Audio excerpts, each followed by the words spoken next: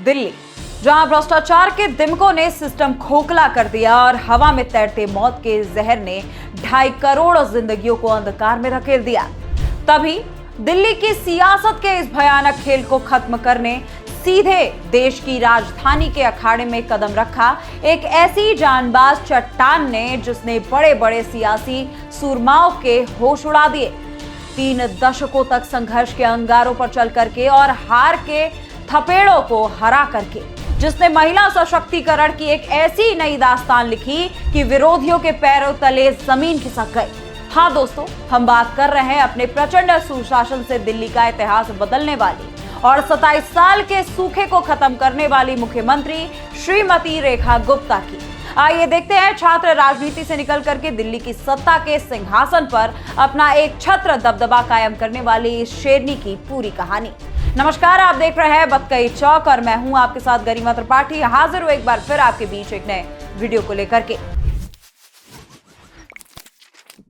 दोस्तों, दिल्ली सिर्फ एक शहर नहीं है, ये सत्ता का गलियारा है, इतिहास का गवाह है और करोड़ों सपनों की उड़ान है। लेकिन पिछले कुछ सालों में इसी दिल्ली ने एक ऐसा दौर देखा जिसने इसकी चमक को फीका कर दिया था। चारों तरफ फैला भ्रष्टाचार, घोटालों की लंबी लिस्ट, सांसों पर पहरा लगाता दमघोटू प्रदूषण और बुनियादी सुविधाओं के लिए तरसती जनता। पानी की किल्लत हो या सड़कों के गड्ढे, दिल्ली की जनता सिर्फ वादों और बयानों के जाल में उलझ कर रह गई थी। प्रदूषण का स्तर इतना बढ़ गया कि दिल्ली दुनिया के सबसे प्रदूषित शहरों में शुमार हो गई और हर साल सर्दियों में यहां आपातकाल जैसे हालात बनने लगे। सरकारी महकामों में फाइलों के पीछे छिपे भ्रष्टाचार ने आम आदमी का जीना मुहाल कर दिया था। दिल्ली एक ऐसे मसीहा, एक ऐसे नेतृत्व की तलाश में थी जो इन समस्याओं की जड़ों से प्रहार कर सके और दिल्ली को उसका खोया हुआ गौरव वापस दिला सके। इसी अंधकार के बीच भारतीय जनता पार्टी की राजनीति से एक ऐसी महिला नेता का उदय हुआ जिसने महिला सशक्तिकरण की परिभाषा को सिर्फ नारों तक सीमित नहीं रखा, बल्कि उसे धरातल पर सच करके दिखाया। एक ऐसी महिला जिसने किसी छोटे मोटे मंच से नहीं बल्कि सीधे देश की राजधानी के मुख्य धारा की राजनीति में कदम रखा। हम बात कर रहे हैं दिल्ली की वर्तमान मुख्यमंत्री श्रीमती रेखा गुप्ता की। रेखा गुप्ता ने दिल्ली की राजनीति में अपनी मजबूत उपस्थिति से यह साबित कर दिया कि महिला सशक्तिकरण का असली मतलब क्या होता है। उन्होंने महिलाओं को सिर्फ एक वोट बैंक के रूप में नहीं देखा, बल्कि उन्हें नीति निर्धारण और नेतृत्व की अग्रिम पंक्तियों में खड़ा करने के लिए राजनीति की इस नजर से देखा। जब उन्होंने दिल्ली की सत्ता के संग्राम में कदम रखा तो उनके सामने चुनौतियों का पहाड़ था, लेकिन उनके हौसलों के आगे हर चुनौती घुटने टेकने पर मजबूर हो गई। रेखा गुप्ता का सफर कोई रातों रात मिली सफलता की कहानी नहीं है। इसके पीछे 3 दशकों से ज्यादा का कड़ा संघर्ष, पसीना और अटूट संकल्प छिपा है। उनका जन्म 19 जुलाई 1974 को हरियाणा के जुलाना में हुआ था। उन्होंने दिल्ली विश्वविद्यालय के दौलत राम कॉलेज से अपनी शिक्षा पूरी की और बाद में कानून की डिग्री भी हासिल कर ली। रेखा गुप्ता की राजनीतिक सफर की शुरुआत छात्र राजनीति से हुई थी। उन्होंने साल 1992 में अखिल भारतीय विद्यार्थी परिषद यानी कि एबीवीपी के एक साधारण कार्यकर्ता के रूप में कदम रखा था। अपनी नेतृत्व क्षमता और संगठन के प्रति समर्पण के बल पर उन्होंने 1996 से 1997 में दिल्ली विश्वविद्यालय छात्र संघ यानी कि डीयू की अध्यक्ष चुनी गई। ये वो दौर था जब छात्र राजनीति में पुरुषों का वर्चस्व माना जाता था, लेकिन रेखा गुप्ता ने उस रूढ़िवादी सोच को तोड़ा और एक छात्र नेता के रूप में अपनी धाक जमाई। छात्र राजनीति से निकलने के बाद उनका असली संघर्ष जमीनी राजनीति में शुरू हो गया। साल 2002 में वो औपचारिक रूप से भाजपा में शामिल हो गई। इसके बाद उन्होंने नगर निगम की राजनीति में कदम रखा और साल 2007 में उत्तरी पीतमपुरा वार्ड से पहली बार पार्षद चुनी गई। उनकी कार्यशैली और जनता से सीधे जुड़ाव के कारण वो साल 2012 और फिर साल 2022 में भी पार्षद का चुनाव जीतने में सफल रही।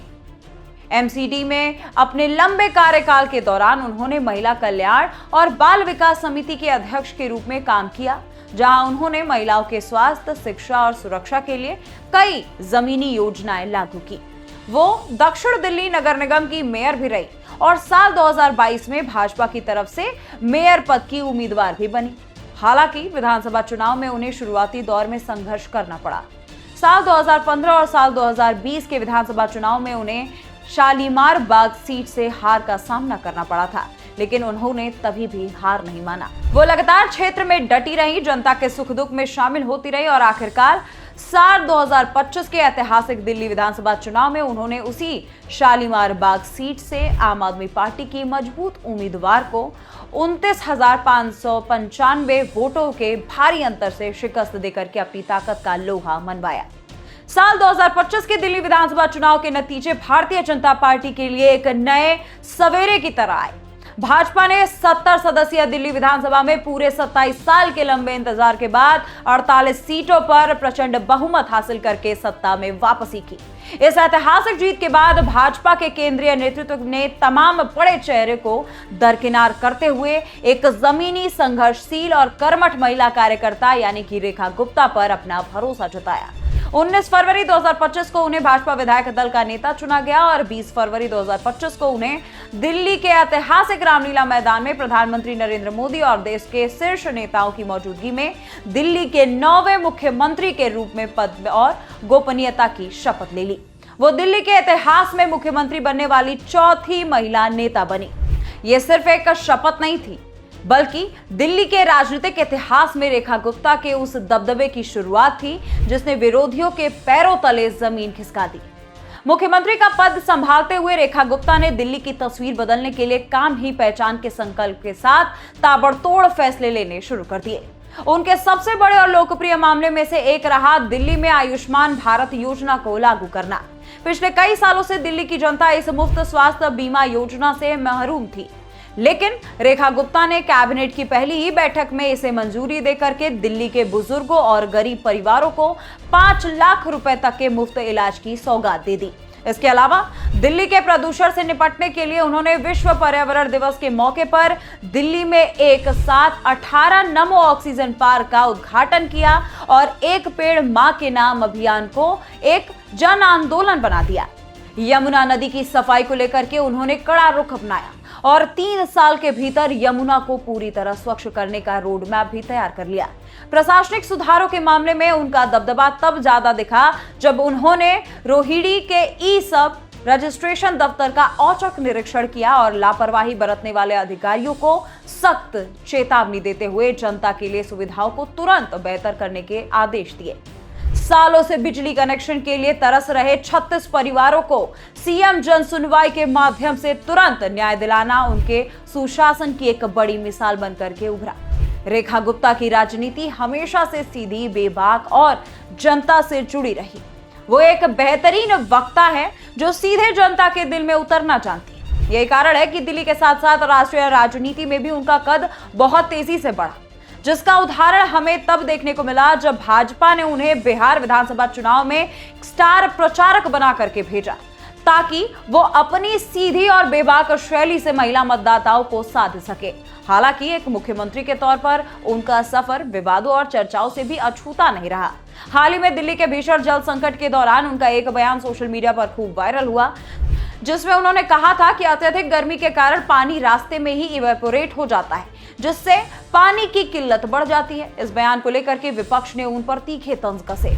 तो वहीं प्रदूषण के मुद्दे पर उनके एक पुराने बयान जिसमें उन्होंने AQI को तापमान मापने जैसा बताया था, उसको लेकर के भी सोशल मीडिया पर जमकर के बहस छिड़ गई। लेकिन इन सब के बावजूद रेखा गुप्ता बिना विचलित हुए दिल्ली के विकास कार्यों में जुटी हुई हैं। अगर हम राजनीतिक आंकड़ों और आंकड़ों के खेल की बात करें तो रेखा गुप्ता का दबदबा साफ नजर आता है। शालीमार बाग जैसी महत्वपूर्ण सीट पर 68,200 से ज्यादा वोट पा करके लगभग 30,000 वोटों के अंतर से जीत दर्ज करना यह साबित करता है कि जनता के बीच उनकी पकड़ कितनी मजबूत है। 5.3 करोड़ रुपए से अधिक की संपत्ति और बिना किसी आपराधिक पृष्ठभूमि के साफ सुथरी छवि वाली रेखा गुप्ता आज दिल्ली के करोड़ों नागरिकों की उम्मीदों का केंद्र बनी हुई है। 3 बार की पार्षद, पूर्व मेयर, भाजपा महिला मोर्चा की राष्ट्रीय अध्यक्ष और अब दिल्ली की मुख्यमंत्री के रूप में उनका ये सफर हर उस महिला के लिए प्रेरणा है जो राजनीति में आकर देश और समाज को बदलना चाहती है। एक साधारण छात्र कार्यकर्ता से लेकर के दिल्ली के मुख्यमंत्री की कुर्सी तक उनका यह सफर यह साबित करता है कि अगर आपके इरादे मजबूत हों तो संघर्ष कितना भी बड़ा क्यों ना हो, सफलता मिलकर के ही रहती है। दिल्ली अब रेखा गुप्ता के नेतृत्व में विकास, सुशासन और सशक्तिकरण के एक नए दौर की तरफ तेजी से आगे बढ़ रही है। आखिरकार आप रेखा गुप्ता के कार्यकाल को अब कैसे देखते हैं और उनको कितनी रैंकिंग देते हैं? कमेंट सेक्शन में लिखना मत भूलिएगा। आप देख रहे थे बतकही चौक, मैं हूं गरिमा त्रिपाठी। नमस्कार।